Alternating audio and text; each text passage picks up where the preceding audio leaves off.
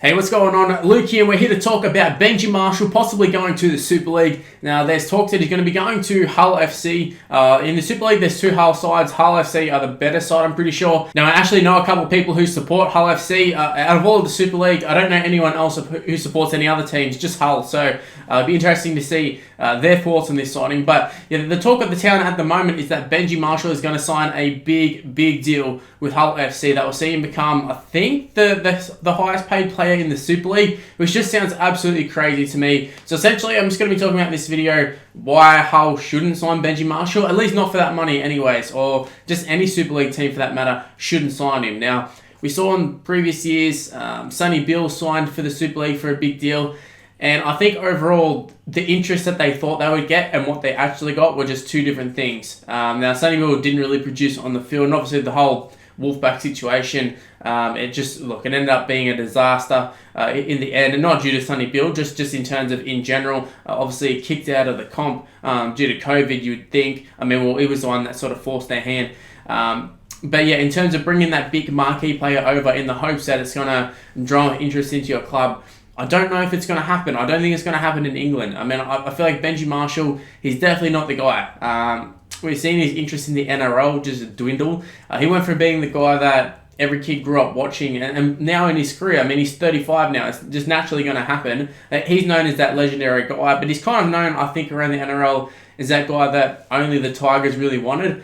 We saw him sort of bounce around from club to club before finding himself back at the Tigers. And look, he was okay initially, but I think now he's well past NRL status. He's probably at the point where he can play backup.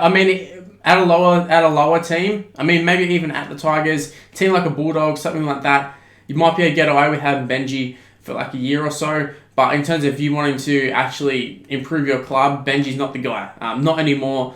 And look, going to the Super League, I think that's reflective of that. There was all the talks of, the Cowboys want him. Cowboys let go of Jake Clifford. So essentially, they don't really have a 5'8". So at this point, you think, he's going to go there for a little bit of money, but not much, and he's just sort of going to fizzle out his career and then go into the media. But he looks to be turning down all those offers for the smaller contracts in the hope of getting a big contract like this one. So I can't see why Benji wouldn't accept this if this is true. Now, this comes after Brett Hodgson, I believe. I don't know if he was at the Tigers, but he's gone to coach Hull. I don't know how much experience Brett Hodgson has as a coach. Definitely not in the NRL. But we've seen a couple Aussie guys go over there after coaching in the lower leagues and do quite well, guys like Justin Holbrook and that. So that could be a good appointment. But the first move is bringing his old mate Benji from the 2005 Grand Final squad. I don't know if that's the move. I really don't think that's the move. Look, especially when you compare it to he's going to be on the similar sort of contract to Gareth Widdop. Gareth Widdop's English. And also they have a bit of an exemption for overseas players, I'm pretty sure, or marquee player in the Super League in terms of salary cap. So it's not a big salary cap dent, but it's just not the move for me. I feel like out of all the players you could sign, Benji probably isn't it. Although, halves are quite valuable. Obviously, they're the highest paid players in any side. You're pretty much fine. As long as they're like one of the better players, they'll be one of your higher paid players. Anyone in that spine, and Benji's definitely been around. Look, he's probably earned a big contract at the end of his career, but when I say a big contract, that was probably, when he was like 31, 32. That's when players generally sign their big contract, finish their career, and they're done. Whereas sort of Benji sort of moved around. I feel like Benji's career kind of derailed when he went to rugby, and he was never really the same since.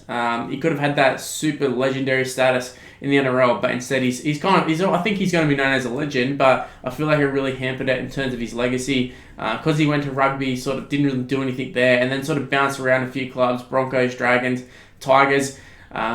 He's definitely been a great player over the years, but just him going to the Super League to essentially retire, it just doesn't sit well with me. I'd rather Benji just retire in the NRL, kind of remember him for that.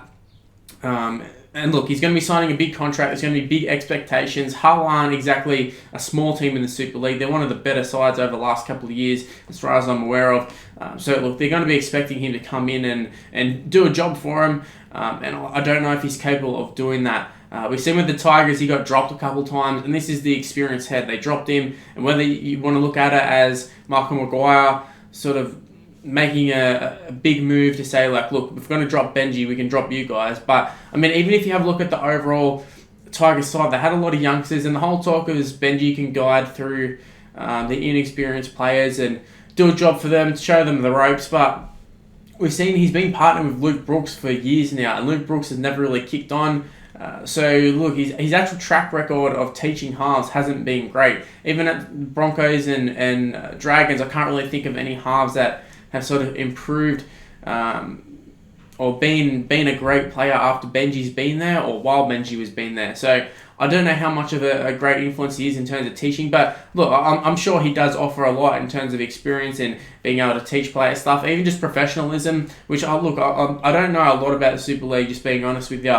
But look, it isn't as good as the NRL, that's for sure. So look, Benji, while he might not be able to cut it in the NRL, he might be able to go over there and kill it. We've seen a lot of guys who were literally like fringe NRL like players / reserve graders have gone over there and made a career out of it and have done quite well, even come back to the NRL. So look, I'm not going to doubt that Benji can't go over there and play very well, even be one of the better players of the Super League. But signing him for $400,000, making him one of the highest paid players in the Super League after the last couple of seasons he's had, it just seemed absolutely ridiculous to me. I suppose that they've got to offer him a big contract to try and entice him to literally leave the country, especially with the whole pandemic thing. But seriously, $400,000 for Benji Marshall, that's not it. You wouldn't see an NRL club probably offering even half of that.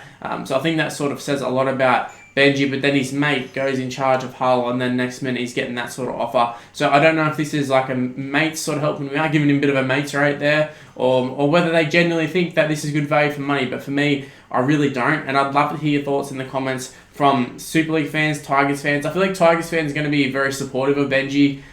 Look, he's just one of the favourite sons. It happens all the time. You get your favourite players, and there's a little bit of bias there. But for me, as just an outsider looking in, I don't see this being a good sign. He's going to be 36 next year. Look, even if it's just a 1 year deal. I suppose a 1 year deal, at least you're not locked into it. It's just like you can get in there. If he does a job, he does a job. If not, he's gone. But it wouldn't be a signing I'd be making if I was a Super League club, especially with, like I said, all of those sort of fringe sort of first grade guys looking to get a chance, especially with the NRL only being running this year and there being no New South Wales Cup. I feel like there's probably a lot of potential for some of those New South Wales Cup guys, Queensland Cup guys, sort of go over and make a mark in the Super League. But I don't know, it's just a matter of whether you want to take a risk on it. At least Benji Marshall is a name, but like I said, he's not going to be a name that is going to bring a lot of eyeballs. I mean, maybe one game or something, but he's not someone who I look at and go, oh, well, I've got to watch Benji play in the Super League. You probably get Tigers fans doing it, but your Tigers fans are probably going to do it with Brett Hodgson being the coach anyways, at least have a gaze at it. So, yeah, in terms of bringing attention, if that's the plan, I don't think it's going to work. But yeah, as I was saying before, leave in the comment section below, what are your thoughts of the signing? Do you think it's a good one? Do you think it's a bad one? Do you think he still has a place in the NRL? Look, for the right money, he definitely has a place in the NRL, even if it's just as a squad player, but it's just whether he's willing to accept that. And look, he's going to have a job in the media. He's pretty good on TV. I've seen him and James Graham, a couple of guys like that, jump on the Fox shows and do a hell of a job. They fit in perfectly, and they actually look like a good presenter. He's a good talker, so I can see it being a good move in that sense for him. Even going into coaching, do that sort of stuff. But yeah, this sort of swan song that he's after, I don't know if it's the right move. I really don't think it is. But yeah, well, if it happens, it happens. That's his choice. But yeah, that was just my 2 cents in it. I don't think it's a great signing. But yeah, leave in the comment section below. What are your thoughts on it? And then guys, that's where I'm going to wrap up the video. Thanks for watching, guys. If you did enjoy it, make sure you go ahead and smash the like button and subscribe to the channel if you're new around here. Also, make sure to turn on the notification bells. It is quite important these days that you turn it on, unless you've been notified immediately when I've uploaded, especially considering I've been uploading quite a bit, so you don't have to worry about whether I have uploaded or whether I haven't. You just be notified straight away. So it works out well for you if you've been enjoying the content. Also, while you're at it, go ahead and give me a follow on social media. Basically, what I post really on social media these days is just links to the video. So again, if you don't have notifications, follow me on social media, but they're all on the screen at the moment. Instagram is probably my most active one, so go ahead and do that. But yeah, that's all I really got to say. That's my thoughts on the Benji Marshall situation. Like I said, if you enjoyed the video, thank you so much, and I'll see you in my next video. Bye guys.